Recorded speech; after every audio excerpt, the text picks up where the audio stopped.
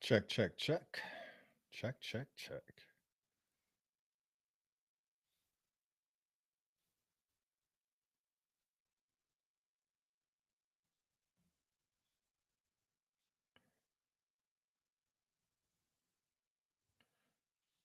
Check, check, check.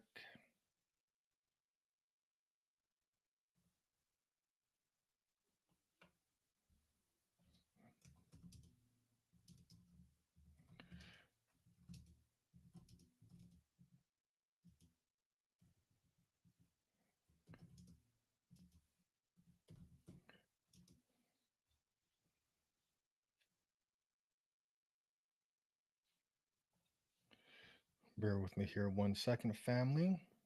We're going to get to it here in 2 secs.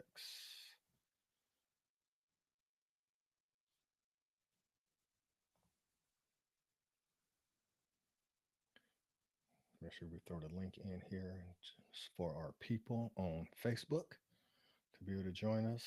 Y'all bear with me here 1 second.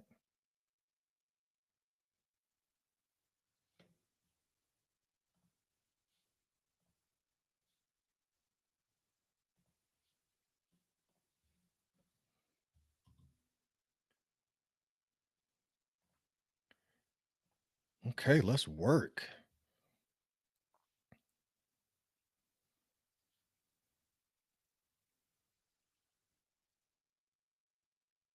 Okay, we are live.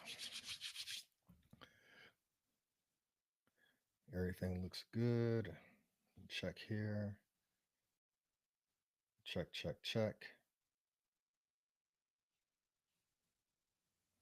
Check, check, check. All right, perfect.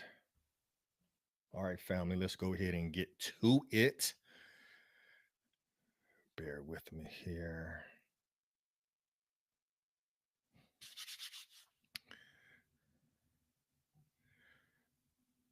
Here's a secret. It is a good chance that you have more in your 401k and retirement account than I do, but I'm going to retire probably 1 or 2 decades before you. Crazy, right? When you say that out loud. Like, how is that even possible, right? Because we have been conditioned to believe that in order to retire, we have to have millions of dollars inside our 401k, right? Most people have been taught this to focus on one number, the size of their retirement account, the size of their 401k, the size of their IRA. They've been told, right, hey, defer lifestyle, go ahead and eat rice and beans. Don't buy that thing, delay gratification, all of the things, and wait till you're at least 59 and a half. Or for some, they've been taught, hey, you have to wait till you're 65, right, for the medical health care to kick in, right? So we've been taught to just, set aside money and focus on this one number, and hopefully at age 59 and a half, or maybe at age 65, you have enough money to be able to stop working and quote unquote retire, right? And hopefully the market doesn't crash, when we start to take money out of our account, because God forbid, you've built up this nest egg, you built up this retirement account, then the market corrects 30, 40, 50%, and now your 401k turned to a 201k. That's my first time ever using that joke. I just want to see how it kind of flows because I've heard other advisors say it in the past. I thought it was kind of corny, so I just gave it a quick try to see how it flowed. But anyway, y'all, y'all kind of get what I'm saying, right? Like, what kind of anxiety are you under if you believe that you have to have a nest egg of 1, 2, 3 million in order to replace your current income, right? And with the same fear that, oh my gosh, I hope the market doesn't crash or correct and reduce my nest egg to half an egg. Wow. So, but let me ask you a question. But what if retirement wasn't about how much you saved, but it was more about the cash flow you controlled, right? And this is the revelation that I had here in my early 40s, where I was like, man, I'm playing a game and following the rules, and I'm not seeing where there's going to be a positive result at the end. So let me kind of explain, right? So I'm in my mid for I'm actually almost 50 now, but in my mid 40s, I was looking at my own personal finances, right? And I did everything I was supposed to do.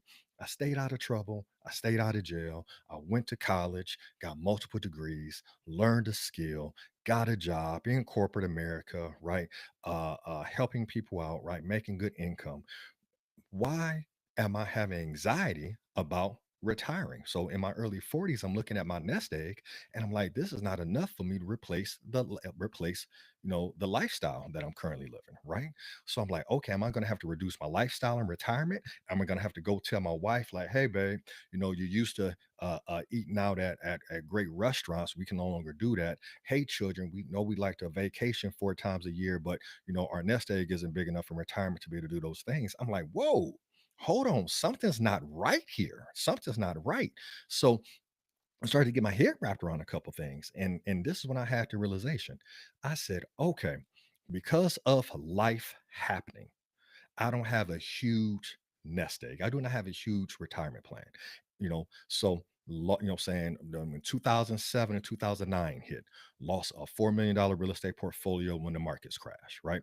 Um, got back, was making good money in corporate America, lost my job, right? In custody battle and court battle, right? For children and things of that nature, right? So though I did the things I was supposed to do, my nest egg was not nest egging, right? It was not giving me peace of mind that, oh, yes, I'm going to be able to retire at a certain age. But then I had to take a step back and look at my financial situation. Yes, my nest egg may not be where I wanted it to be, but my cash flow was super strong. So imagine this, y'all, folks, that instead of being concerned about the size of the nest egg, you're focused on controlling the cash flow because that is how you actually become financially free. I mean, if you think about it, I'm not telling you anything that you haven't heard before. In the past, retirement was based upon Social Security. What was Social Security? Social Security was monthly recurring revenue that came in to cover your monthly expenses. And then we had the generation like my parents who, got pension plans working for the government or the school system or firefighters or police officers, what have you, right? What are they getting? They're getting monthly, they're getting cash flow. That monthly cash flow from the pension is giving them peace of mind knowing that, hey, if I don't work today, and if I don't have to go and work today, I know I have monthly cash flow coming in to cover my monthly expenses. Well, what if we focus on growing the cash flow versus growing the nest egg, right? And you can do both. Don't get me wrong, because when we work with our clients who have done a really good job growing their nest egg, they hire us to come in to then turn that nest egg into what? Monthly cash flow. So the end goal has never been to grow a nest egg. The end goal has always been to create cash flow, right? So why don't we start thinking about that now? So here's the deal.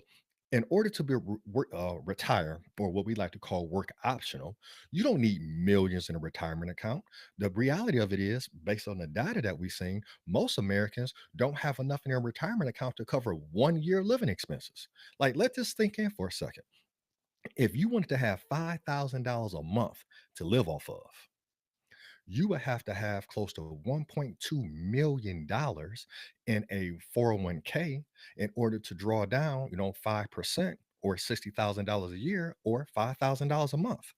So if my lifestyle, I like to live a lifestyle that's probably in the $10,000 a month, right? To accommodate travel and driving the things we like to drive and shopping and eating and experiences with my family and being able to give money away and support different, causes and things of that nature, right? So I would need 2.4 million in a nest egg. Or would I just need 5 or 10 grand a month coming in cash flow, coming from cash producing assets? How much more peace of mind do you have, right? So I don't need millions to retire, having a retirement account to stop working. I just need my passive income to exceed my monthly expenses. That's real financial freedom, right? So here's the deal. Meanwhile, while some other folks are stressed out about, man, I don't have enough for retirement, or this, I hear this all the time. I've been doing this 20 years now, advising clients. Man, I'm just going to stay at the job because, they have a good retirement plan. Like being handcuffed to a job that you don't enjoy just so you can have a retirement plan where this is something you can actually create on your own. You could take that time and take that energy and take that desire and go out and create streams of income so that you can become work optional. So when I had my realization, y'all, it's like, huh, I may not have a traditional nest egg in the form of a 401k. And quite honest and transparently, most of my clients have more in their 401k than I have. But what I have that they don't have is I have 5 figures a month in recurring cash flow, which allows me to tell my wife, hey, babe, I will be work optional by age 50. And she'll be, 43 or something along those lines. So we've already retired my wife from her primary business. And now she focuses on real estate, which again is increasing our cash flow and reducing our taxes and giving us an asset that's growing, right? But now I'll be work optional as well. And that doesn't mean that I'm going to, sit up and eat bonbons and get fat. No, I'm going to continue to help those individuals who need help, those individuals who see value in what we're doing, or who want to run the same play that we're running and become work optional early as well. So here's the deal. I'm not just downing Debbie Downer on 401ks, right? 401ks can be phenomenal tools, but these tools were not set up for your benefit. Understand the 401k was established as a revenue generator for the IRS. Hey, companies, we can't afford to cover these pensions anymore because we have more people retiring than we have people paying into the pension, right? Social Security is getting stressed right now. So, what we're going to do is put the onus for retirement on the individual. So, now we've given all these people, right? Hey, you now have to create your own retirement without giving them the financial literacy to know how to actually navigate and how to manage the 401k. Mind blowing. And understanding that with that 401k, if it's all pre-tax dollars, you are in a partnership with the IRS. And let me just ask a question. Do you think taxes are going to increase or decrease from now until you pass away? So if you make it through retirement and pass away, do you think taxes are going to increase or decrease? Well, the answer should be mathematically increase. The math, not our feelings, but the math dictates that based upon the country's debt and the country's entitlement plans like Social Security and Medicare and Medicaid and those things of that nature, right? That the only way for us to keep up is to increase taxes. And we've seen in our country a tax rate as high as 90%. You don't believe me? Go Google it. Go check out when Ronald Reagan was an actor and how he would tell the producers, hey, I can only make $200,000 in a year because anything above and beyond that is in an 80% tax bracket, right? So here's the deal. Not that 401k is a bag, but if that's your only solution to retirement, the reality is you may not make it, right? That you're going to have to do something else, right? And if you have a 401k, and especially if you get a match, please continue to contribute to it, right? But guess what? As an entrepreneur, I don't have a 401k. My retirement plan is going out and acquiring cash flow generating assets that I control and are not subject to a stock market that I cannot control. Now, do I still invest in stocks? Absolutely. But what I'm looking at is tax efficient ways to bring in cash flow and not being a partnership with the government to pay 30, 40, 50, 60% of my money to taxes. All right, so this is the traditional game that has been taught to us. So that's why, in addition to my stock portfolio and some tax-free accounts like Roth IRAs and things of that nature, and also to life insurance retirement plans, we really focus in on real estate. We really focus in on business income. We really focus in on the infinite banking concept, right? Where we can use our dollar multiple times. So here's the deal. What I like about those strategies is I don't have to wait till I'm 59 and a half. I'm not subject to penalties. Those cash flows can be set up to almost be at a 0% tax bracket based upon the strategies that we put in place. So that money is accessible, that money is growing. In a lot of cases, those monies are protected depending on the type of account that it's sitting in, because those dollars, those assets that I mentioned, the real estate, the business, right, are hard assets. The infinite banking being protected inside a cash value policy in the form of a life insurance retirement plan, right? So here's the deal. We always, kind of our flag in the sand is this. Start to think like the bank. Do banks retire? No.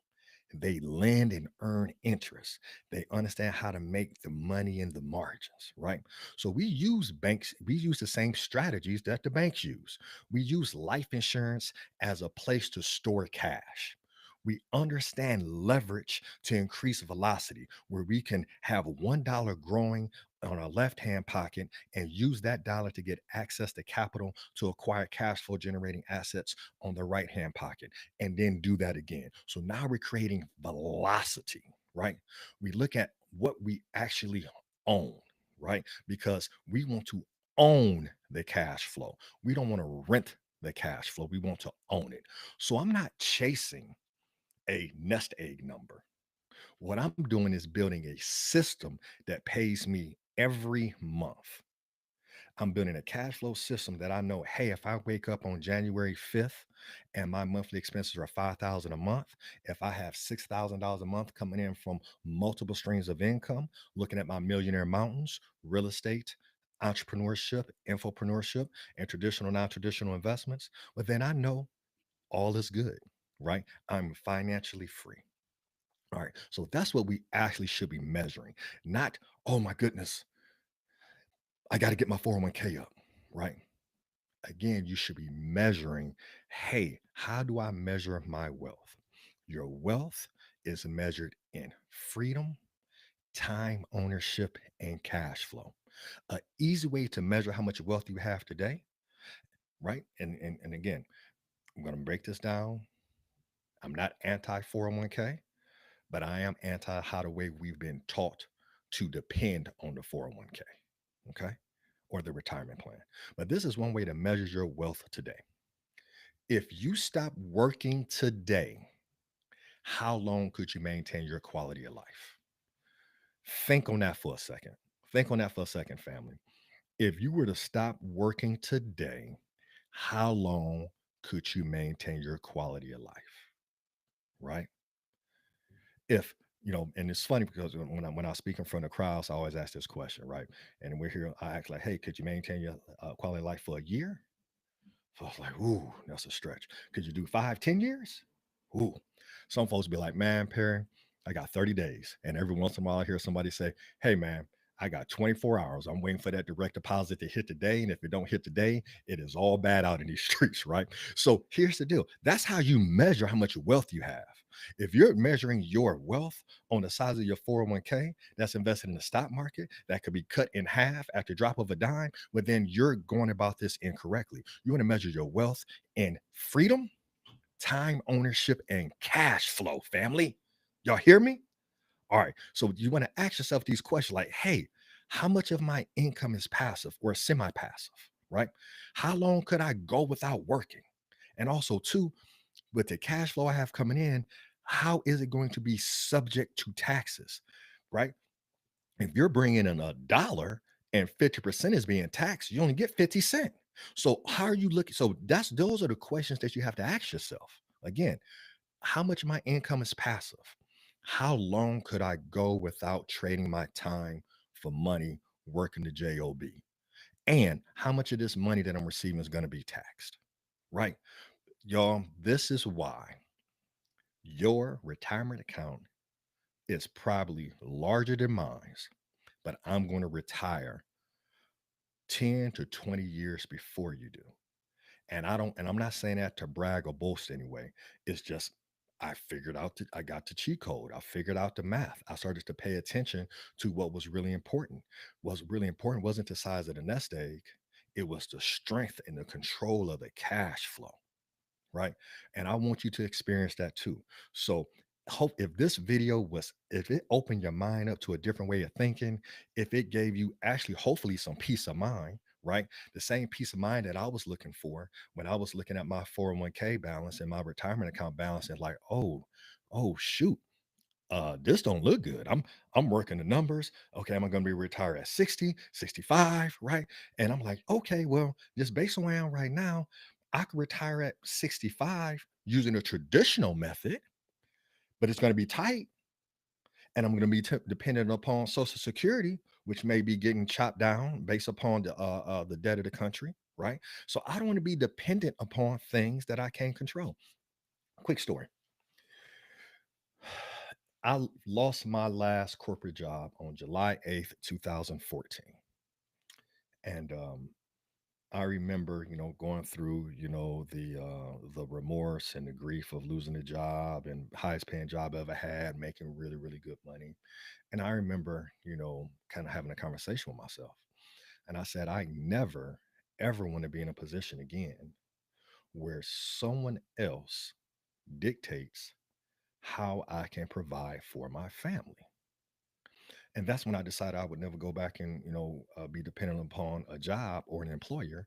That I would just go out here and figure out how to grow my own business. So because I know I can't fire myself. Well, hopefully I won't fire myself. But technically I do want to fire myself. But that's a whole nother that's for a whole nother episode, right? How to fire yourself from your job and continue to receive profits from it. But um it's kind of the same way. Are you dependent upon the country and the entitlement programs to provide you with income to be retired? Are you dependent on the country to provide you with health care coverage? Are you dependent upon a stock market that you don't control to be able to provide you with income? Right? I just don't like being controlled by anything. I don't like a person or an entity having that type of control over my ability to take care of my family, right? So again, here's the deal. Focus on cash flow that you can control. You may be closer to financial freedom than you realize when you change the way you think and start to think like the bank. All right, y'all. Share this information with somebody. Do all the things on YouTube. Like, I'm sorry, subscribe, like, leave a comment. Let's connect. All right, y'all. Peace.